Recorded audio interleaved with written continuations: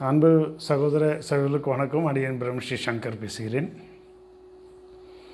இன்றைக்கி காலையில் ஒரு மனதில் ஒரு எண்ணம் தோன்றியது. ஒரு 2000-3000 வருடங்களுக்கு முன்னாடி வாழ்ந்த மக்கள் அல்லது ஒரு 500 வருடங்களுக்கு முன்னாடி வாழ்ந்த மக்கள், அவர்கள் நடந்து கொண்ட விதம், சத்தியம் தர்மம் அப்படின்றது, நீதி நேர்மை அப்படின்ற மாதிரியான விஷயங்கள், ஒரு 1000 வருடங்களுக்கு முன்னாடி வாழ்ந்த மக்கள் அந்த சத்திய தர்மங்கள்லாம் பார்த்திங்க அப்படின்னா இன்றைக்கி எங்கே போனது? அப்போ நாம் கேள்விப்படுறோம், அது உண்மையாக இருக்குமா அப்படின்றது நமக்கு தெரியாது. ஏன்னா நம்ம அந்த காலத்தில் வாழ்ந்ததில்லை. ஒரு பசு தன்னுடைய மகவை ஒரு ராஜகுமாரன் தன்னுடைய தேர்காலிலே ஏற்றி கொண்டு விட்டான் என்பதற்காக பசு ஒரு மணியை அடிக்கிறது. அந்த பசுவினுடைய பிரச்சனையை கேட்ட அந்த மன்னன் எவ்வாறு அந்த பசுக்கன்றை இந்த மகன் தேரில் ஏற்றி கொண்டானோ அதே போல் அந்த மகனை தேரிலே ஏற்றி கொள்கிறான் என்கின்ற ஒரு கதையை நாம் படித்திருக்கிறோம். பட் இன்றைய காலகட்டத்தில் பார்த்திங்க அப்படின்னா அரசியல் போன்ற விஷயங்கள்லாம் பார்த்திங்க அப்படின்னா தன்னுடைய சந்ததிகளுக்கு ஏதாவது நமக்கு வரணும் அப்படின்னா எந்த நிலையிலும் அந்த சத்திய தர்மங்களை தவறக்கூடிய ஒரு அரசு செய்பவர்களை நாம் பார்த்து கொண்டிருக்கிறோம். தன்னுடைய சந்ததி வரணும், அதற்கு நான் என்ன விதமான தவறுகளை வேணாலும் செய்வேன், எந்த விதமான காம்ப்ரமைஸ் வேணாலும் பண்ணிக்குவேன், நீதி நேர்மை போன்ற விஷயங்களாம். அப்போது அந்த மாற்றங்கள், காலநிலை மாற்றத்தால் இந்த மக்களினுடைய மனம், அந்த மாற்றம் இருக்குது பார்த்திங்க அப்படின்னா, தான் வாழ்ந்திருக்க வேண்டும் என்பதற்காக எதை வேணாலும் செய்யக்கூடிய ஒரு காலகட்டத்திலே இன்று மனிதர்கள் வந்துவிட்டார்கள். ஆனால் இதே கொஞ்ச காலத்துக்கு முன்னாடி பார்த்திங்க அப்படின்னா கதைகள் படித்திருக்கிறோம். ஸோ கண்ணகியின் காற்சிலம்பு தப்பிதமாக தவறுதலாக நாம் நீதியை கொடுத்து விட்டோம் என்பதற்காக அந்த பாண்டிய மன்னன் அந்த இடத்திலேயே தன்னுடைய உயிரை விட்டான் அப்படின்ற மாதிரியான ஒரு மான உணர்வுடன் அவன் தன்னுடைய உயிரை விட்டான் என்று நாம் பார்க்கிறோம். ஆனால் அப்படியே இன்றைய நிலையை நாம் சிந்தித்து பார்க்க வேண்டும். எவ்வாறு இந்த அரசு இயங்குகிறது, அரசியல்வாதிகள் எவ்வாறு இயங்குகிறார்கள் அப்படின்னு சொல்லிட்டு பார்த்தோம் அப்படின்னா, எந்த விதமான இந்த மாதிரியான மானம் உணர்வுகள்லாம் இவர்களுக்கு இல்லாமல் தான் சொல்லக்கூடிய வார்த்தைகளையே மாற்றி மாற்றி நேற்று ஒன்று சொல்கிறது, இன்றைக்கி ஒன்று சொல்கிறது, நாளைக்கு ஒன்று சொல்கிறது அப்படின்றது.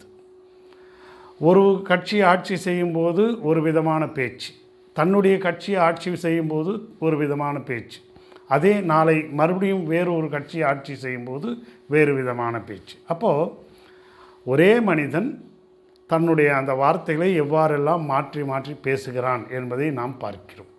அப்போ பழங்காலத்தில் தன்னுடைய வார்த்தையில் நின்றார்கள். தன்னுடைய வார்த்தைக்காக எதை ஒன்றாலும் விட்டு கொடுத்து தன்னுடைய மானமே பெரிது என்று வாழ்ந்த ஒரு நிலையிலே நாம் பார்க்கிறோம். ஆக இதுதான் ஒரு பண்பட்ட ஒரு சமூகத்தினுடைய ஒரு வெளிப்பாடு. பட் இந்த பண்பு என்பது இன்றைய மனிதர்களிடம் எங்கே போனது? ஏன் இவ்வாறு மனிதர்கள் மாறிவிட்டார்கள்? தன்னுடைய சுயலாபத்திற்காக, தன்னுடைய குடும்ப லாபத்திற்காக எத்தனை பேரை ஒன்றாலும் எவ்வளவு ஒன்றாலும் தன்னுடைய நாவை மாற்றி மாற்றி பேசலாம். தான் சொன்னதை சொல்லவில்லை என்று சொல்லலாம், அல்லது தான் சொல்ல விஷயத்தை வேறு விதமாக அந்த கருத்தை திரித்து கூறலாம் என்ற மாதிரியான விஷயங்கள்லாம் இருக்குது. அப்போ இந்த சத்திய தர்மங்கள், ஒரு அரசியல் மாண்பு, இதெல்லாம் சுத்தமாக போயிடுச்சா அப்படின்னு சொல்லிட்டு பார்க்கும் பொழுது அதுதான் எதிர்கால சந்ததிக்கு ஒரு மிகப்பெரிய ஒரு கேள்விக்குறியாக இருக்கிறது அவர்களுடைய வாழ்க்கை. இப்போ சத்தியம் என்ற ஒரு விஷயம், தர்மம் என்ற விஷயம், நீதி அப்படின்ற ஒரு விஷயம், இந்த உலகிலே இல்லை என்றால் அங்கே காட்டுமிராண்டித்தனமான ஒரு சூழ்நிலை அங்கே ஏற்படும். அதாவது அவரவர்களுடைய சுயலாபத்திற்கு எதை வேண்டுமானாலும் செய்யலாம் அப்படின்ற மாதிரியான ஒரு சூழ்நிலை இங்கே வருகிறது. அப்போ ஆட்சி அதிகாரத்திலே உட்கார்பவர்கள் எதை வேணாலும் செய்யலாம். ஆக சாமானிய மக்களினுடைய மேலே என்ன விதமான பிரச்சனைகள் வேணாலும் நம்ம திணிக்கலாம் போன்ற விதமாக செல்லும் பொழுது இந்த சத்திய தர்மத்தை இந்த மக்கள் கடைபிடிக்க வேண்டியது மிக மிக அவசியமாகிறது. பட் இந்த நிலைமை இப்படியே போயிட்டு இருந்ததுன்னா என்ன ஆகும் அப்படின்னா மிகப்பெரிய கயாட்டிக்கான ஒரு சூழ்நிலை உருவாகும். என்ன அப்படின்னா எல்லோரும் தன்னுடைய சுயலாபத்திற்காகவே பார்க்கும் பொழுது ஒரு சமுதாயத்தின் ஒரு சமூகத்தின் அந்த ஒரு மாண்பையும் மேன்மையையும் இவர்கள் சிந்திக்க தவறும் பொழுது அங்கே ஒருவருக்கு ஒருவர் முரண்பாடு வருகிறது. இந்த மாதிரியான முரண்பாடு எதிர்காலத்திலே மிகப்பெரிய அழிவிற்கு இது வித்திடும் என்பது இருவேறு கருத்தல்ல. அதனால்தான் அந்த காலத்தில் இந்த நீதி நேர்மைக்கு அவ்வளவு விதமான ஒரு விஷயத்தை அவங்க செய்தாங்க. அந்த அளவுக்கு கண்ணும் கருத்துமாக தன்னுடைய சொல்லிலும் செயலிலும் அவர்கள் ஒரு நல்ல சிறந்த ஒரு செயல்களை செய்து கொண்டார். அப்போ ஒரு சொன்னால் அந்த சொல்லுபடி நிற்பாங்க. பட் இன்றைய சூழ்நிலை வேறுவாக இருக்கிறது. அப்போ அதனால தான் நாம் என்னுடைய மனதில் என்ன தோணுச்சுன்னா எதிர்காலத்தில் இந்த மாதிரி நீதி நேர்மைகள்லாம் ஒரு காலத்தில் நம்முடைய சந்ததிகள் படிக்கக்கூடும். என்னமென்ட்டு அந்த காலத்தில் வாழ்ந்த மக்கள்லாம் எவ்வாறு இப்போ நாம் பேசுகிறோமோ, இப்போ ஒரு பாண்டிய மன்னன் தவறான தீர்ப்பை பண்ணனால அவன் இறந்து போயிட்டான், மான உணர்வோடு இறந்துட்டான் அப்படின்னு சொல்லிட்டு நாம் பேசுகிறோம். ஒரு பசு தேர்காலில் கன்றுக்குட்டியை மறைச்சிட்டான், அதை கொன்றுட்டான். அப்போ அந்த பையனை அந்த மன்னன் தேர்காலில் ஏற்றி கொன்றான் அப்படின்ற ஒரு வரலாறை நாம் படிக்கிறோம்.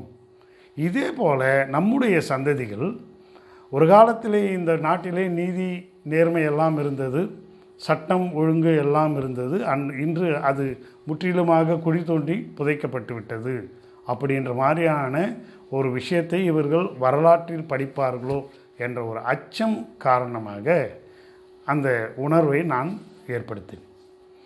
இப்போ நாம் இந்த மாதிரி பார்க்கும் பொழுது இந்த மாதிரி நீதி நேர்மை சட்டம் ஒழுங்கு இந்த மாதிரியான ஒழுங்கீனங்கள் வரும் பொழுது என்ன ஆகும் அப்படின்னா அப்போ தான் தடி எடுத்தவன் தண்டல்காரன் சொல்லிட்டு அதிகாரத்திலே இருப்பவன் சொல்வதெல்லாம் அங்கே சட்டமாக மாறிவிடும். அந்த மாதிரி மாறும் பொழுது அந்த அதிகார போதையிலே இருப்பவர்கள் தான் நினைத்ததையெல்லாம் சாதித்து கொள்வார்கள்.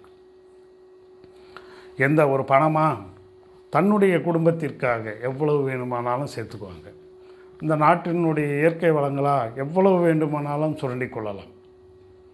ஸோ இந்த மாதிரியானது அடுத்தது ஆட்சியாக தன்னுடைய சந்ததியை அடுத்தது ஆட்சிக்காக அமர்த்துவதற்காக எந்த கொடிய செயல்களையும் இவர்கள் செய்யக்கூடிய ஒரு சூழ்நிலை இன்றைய உருவாகும். இந்த மாதிரி பண்ணும்பொழுது என்ன ஆகும் அப்படின்னா எதிர்காலத்தில் இதற்காக இவர்கள் என்ன பண்ணுறாங்க அப்படின்னா சாதி மத தூண்டுதல், சாதிய வெறியையும் மத வெறியையும் மக்களிடையே தூண்டிவிட்டு அந்த வெறியை பயன்படுத்தி இவர்கள் அந்த ஆட்சி அதிகாரத்தை பிடிக்கிறார்கள். இந்த மாதிரி ஆட்சி அதிகாரத்தை பிடிக்கும் பொழுது இது ஒரு குறிப்பிட்ட லெவலுக்கு மேலே பார்த்தீங்க அப்படின்னா மிகப்பெரிய கலவரங்களுக்கு இது வித்திடும். ஆக இந்த மாதிரியான ஒரு சூழ்நிலை வரக்கூடாதுன்றதுக்காக தான் அந்த காலத்தில் மனிதர்கள் அவர்களுக்குள்ளாக ஒரு சட்டம் ஒழுங்கு, ஒரு நீதி நேர்மை, ஒரு சொல்லினுடைய மாண்பு, ஒரு சொல் ஒரு செயல் அப்படின்ற ஒரு மாண்பு. பட் இதெல்லாம் வெளியில் எங்கன்னா நடக்குது அப்படின்னா நமக்கு உள்ளுக்குள்ளே நடந்துகிட்டே இருக்குது. ஒவ்வொரு நிமிஷமும் இந்த உடலாகப்பட்டது நேர்மையாகவும் நீதியாகவும் நடக்கின்ற காரணத்தால் தான் ஒரு சன நேரத்திலே 10 கோடி அணுக்கள் இந்த உடம்பில் பிறக்குது இறக்குது. அப்போ இதுக்குள்ளே ஏதாவது கான்ஃப்ளிக்ட் வந்துச்சுன்னா தான் நமக்கு என்னாவது நோயின்றது நமக்கு வெளியில் வருது. அப்போது இந்த உள்ளகத்திலே இருக்கின்ற அந்த செல்களுக்குள்ளாக ஒரு விதமான கான்ஃப்ளிக்ட் என்று சொல்லக்கூடிய ஒரு குழப்ப நிலை வந்து பொழுது அப்போது அங்கே நோய் என்ற ஒன்று உருவாகிறது. இதே புறத்திலே இந்த மாதிரியான ஒரு கான்ஃப்ளிக்ட் வரும் பொழுது அந்த இடத்திலே அது மிகப்பெரிய கொடிய கலவரங்களாகவும் அந்த மானுடர்களினுடைய அழிவிற்கு வித்திடும் ஒரு நிலையாகவும் அது ஏற்படும் என்று தான் சொல்கிறோம். அப்போது அகத்திலே இருக்கின்ற அந்த ஒழுக்கத்தை புறத்திலேயும் நாம் கொண்டு வர வேண்டும். இப்போ உதாரணமாக பார்த்திங்க அப்படின்னா, நாம் பலவிதமான தத்துவங்களை நாம் படிக்கிறோம். நம்மிடையே திருவள்ளுவர் வாழ்ந்துட்டு போனார், நம்மிடையே புத்தர் வாழ்ந்துட்டு போனார். அப்போ இவர்களெல்லாம் ஒரு விதமான வாழ்க்கையை அவர்கள் முன்னெடுக்கிறார்கள். ஆனால் எல்லாத்த விட ஒரு மனிதன் முக்கியமாக புரிந்து கொள்ள வேண்டிய ஒரு விஷயம்னு பார்த்திங்க அப்படின்னா, நமக்குள்ளே நடக்கின்ற அந்த ஒழுங்கான ஒரு இயக்கம். அந்த ஒழுங்கான ஒரு இயக்கம் இல்லை அப்படின்னா, மனிதன் முதல்ல ஒரு செல்லாக, அதாவது ஒரு விந்தணுவாக இருந்து ஒரு கருமுட்டையுடன் சேர்ந்து அவன் ஒரு குழந்தையாக மாறி இன்றைக்கி எண்ஜானில் அவனுடைய அந்த உருவ அமைப்பு எவ்வாறு நடக்கிறது என்றால், உள்ளிலே இருக்கின்ற அந்த ஒழுங்கான கட்டமைப்பினால் தான் நடக்கிறது. அப்போது இந்த உள்ளிலே இருக்கின்ற கட்டமைப்பு ஒழுங்காக நடக்க வேண்டுமென்றால் நாம் புறத்திலே செயல்படுகின்ற அது ஒழுங்காக அமைய வேண்டும். அப்போ இதற்கு தான் இயற்கை என்ன பண்ணிச்சு அப்படின்னா, இந்த மாதிரி சத்திய தர்மம் தவறி நடக்கிறவர்களுடைய அந்த உடலியலில் சுரக்கின்ற அந்த வேதிவினை பொருட்கள் தவறுதலாக சுரக்கக்கூடிய ஒரு நிலை. அப்போ இந்த மாதிரி தப்பான ஒரு பேச்சையும் சொல்லையும் செயலையும் செய்து கொண்டிருக்கும் பொழுது அவர்களுடைய உடலிலே அந்த இயக்கமாகப்பட்டது அல்லது வேதி வினைகளாகப்பட்டது அவர்களுடைய ஆயுளை பாதிக்குமாறு, அவர்களுடைய உடல்நிலையை பாதிக்குமாறு அது செயல்படும். அந்த மாதிரி செயல்படுறதுனால்தான் உடல் அழிந்து அவர்கள் மரணிக்கிறார்கள். அப்போ மரணம் என்ற ஒன்று எழுதும்போது ஒரு செல்வந்தனாகவும் அரசனானாலும் சரி, ஆண்டியானாலும் சரி, ஒரு மரணம் அப்படின்ற போது இரண்டுக்கும் ஒன்றாகத்தான் அமைகிறது. பிறக்கும் பொழுதும் ஒரு மனிதன் சமமாக பிறக்கிறான், இறக்கும் பொழுதும் ஒரு மனிதன் சமமாக இறக்கிறான். ஆனால் இடையிலே வாழும் பொழுது அவரவர்களுடைய வாய்ப்புக்கு ஏற்ற மாதிரி ஆட்சி அதிகாரங்களை பிடித்தும் சாமானிய மக்கள் சாதாரண நிலையில் இருந்தும் அவர்களுடைய வாழ்க்கையை அவர்கள் வாழும் பொழுது இந்த ஏற்றத்தாழ்வு காரணமாக அதிகார வர்க்கத்தினர் இந்த சாமானிய மக்களை அழித்தொழிக்கும் அல்லது அவர்களுக்கு மிகப்பெரிய துன்பத்தை கொடுக்கும் ஒரு நிலையை இவர்கள் ஏற்படுத்தி கொள்கிறார்கள். அதன் காரணமாக அவர்களும் கெட்டு சாமானிய மக்களையும் கெடுக்கிறார்கள். இப்போ அதிகாரத்தில் ஒருத்தன் இருந்து அதை அதிகாரம் துஷ்பிரயோகம் பண்ணும் பொழுது சாமானியன் அதை கண்டு வேகிறான், ரொம்ப மன வருத்தப்படுகிறான். அந்த மன வருத்தத்தின் காரணமாக இவனுடைய உடல்நலம் பாதிக்கப்படுகிறது. அந்த அன்பு நிலையை மறந்த அந்த அதிகார வர்க்கத்தினர் அன்பு நிலையை மறந்து செயல்படுவதன் காரணமாக அவர்களுடைய அந்த உடலும் கெடுகிறது. இந்த இரண்டுக்கும் உள்ள முரண்பாடு தான் இன்றைய வாழ்வியலில் இருக்கிற மிகப்பெரிய பிரச்சனை. ஆக இந்த மனிதன் நல்ல விதமாக வாழ வேண்டுமென்றால் மறுபடியும் அந்த நீதி, நேர்மை, நியாயம் போன்ற விஷயங்களை இவர்கள் ரீலேர்ன் பண்ணணும், மறுபடியும் கற்றுக்கொள்ள வேண்டும். ஆக இந்த வாழ்க்கை இப்படியே போகாது. பலவிதமான துன்பங்கள், பலவிதமான நோய்கள், மன நிம்மதி இல்லாத ஒரு வாழ்க்கை, இதெல்லாம் எதனால் ஏற்படுது அப்படின்னா, நாம் முன்னுக்கு பின் முரணாக வாழ்வியலினுடைய சமநிலையை உணராமல், நாம் அந்த இணக்கமான சூழ்நிலையை உணராமல் வாழ்வதன் காரணமாகத்தான் இந்த உடல் மனம் கெட்டு அது நோயாக மாறுகிறது. அப்போது நாம் எந்த விதமான செயல்களை நாம் செய்தாலும் இந்த உடலாகப்பட்டது நோய்வாய்ப்பட்டது என்றால் அந்த செயலுக்கு எந்த விதமான பிரயோஜனம் இல்லை. ஒருவன் பணக்காரன், நல்ல விதமாக சம்பாதிக்கிறான், அந்த சம்பாதித்த பணத்தை அனுபவிக்க முடியாத ஒரு பேதையாக அவன் இறக்கிறான். காரணம் உடல் நலம் பாதிக்கப்படுவதன் காரணமாக. அதே போல் இன்று அதிகாரத்தில் இருப்பவர்களும் இம்மாதிரி அந்த போதையின் அதிகார துஷ்பிரயோகம் செய்யும் பொழுது அதன் காரணமாக அவர்களுடைய உடல் மன சமநிலை பாதிக்கப்பட்டு அவர்களும் மிக கொடிய வியாதிகளை ஆட்பட்டு அவர்கள் இறக்கிறார்கள் என்பதுதான் உண்மையான உண்மை. ஆக சாதாரண மனிதன், பாமரன் என்று சொல்லக்கூடிய சாதாரண மனிதனும் இந்த மன உளைச்சலிலே இருந்து அந்த மரணத்தை அனுபவிக்கிறான்.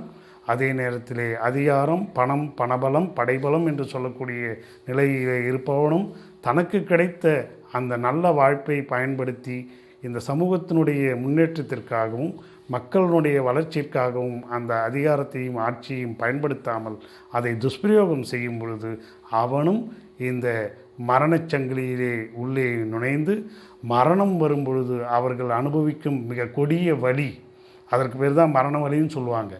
இப்போ நாம் எந்த பதவியில் இருந்தாலும் மரண வலியை நம்மால் நீக்க இயலாது. எத்தனை பணம் வைத்திருந்தாலும் நம்மால் மரண வலி என்று ஒன்று நீக்க இயலாது. இது சாமானியனுக்கும் தகும், அரசனுக்கும் தகும். ஆக இந்த அரசனும் சரி சாமானியனும் சரி இந்த சத்திய தர்மத்தை, இந்த பிரபஞ்சத்தினுடைய இயக்க விதியை புரிந்து கொண்டு அன்போடு அரவணைத்து நல் இணக்கமாக ஒவ்வொருவரும் வாழ்ந்தோமானால் இந்த பூமி சொர்க்கபுரியாக மாறும். நாம் சாமானியனும் நல்ல ஒரு நிலையை அடையலாம், அதிகாரத்தில் இருப்பவர்களும் நல்ல ஒரு நிலையை அடையலாம் என்று கூறி விடைபெறுகிறேன். நன்றி, வணக்கம்.